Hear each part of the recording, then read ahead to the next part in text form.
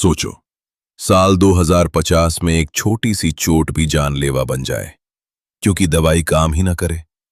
ये कोई फिल्म नहीं, ये है एक सच्चा खतरा, एंटीबायोटिक रेजिस्टेंस।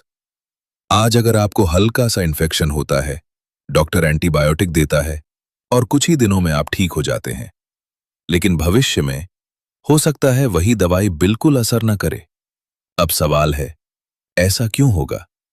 जब हमारे शरीर में बैक्टीरिया प्रवेश करते हैं तो एंटीबायोटिक उन्हें मारने का काम करती है। कुछ दवाइयां बैक्टीरिया की बाहरी दीवार तोड़ देती हैं, कुछ उनका प्रोटीन बनाना रोक देती हैं और कुछ उनके डीएनए को नुकसान पहुंचाती हैं। पर कहानी यहीं खत्म नहीं होती। मान लो शरीर में 100 बैक्टीरिया हैं, एंटीबायोटिक लेने के बाद 95 मर जाते हैं, लेकिन 5 बच जाते हैं।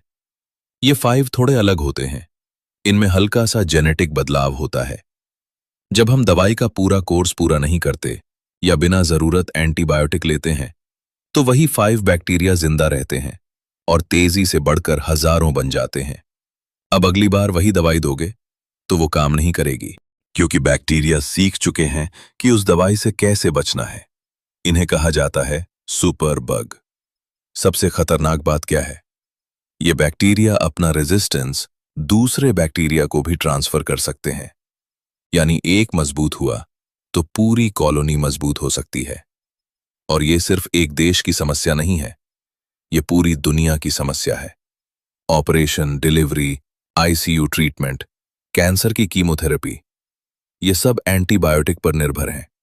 अगर एंटीबायोटिक काम करना बंद कर दें तो आधुनिक चिकित्सा 50 साल पीछे चली जाएगी। भारत जैसे देशों में सबसे बड़ी समस्या क्या है? बिना डॉक्टर की सलाह दवाई लेना, सर्दी खांसी में भी एंटीबायोटिक खा लेना और 5 दिन का कोर्स 2 दिन में छोड़ देना। याद रखो, एंटीबायोटिक वायरस पर काम नहीं करती।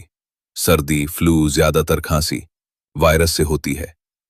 लेकिन हम एंटीबायोटिक लेकर बैक्टीरिया को ट्रेनिंग दे देते हैं कि अगली बार और मजबूत बनो।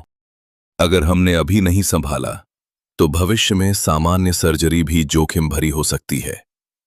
एक साधारण डिलीवरी भी खतरे में पड़ सकती है और एक छोटा सा घाव भी आईसीयू तक पहुंचा सकता है।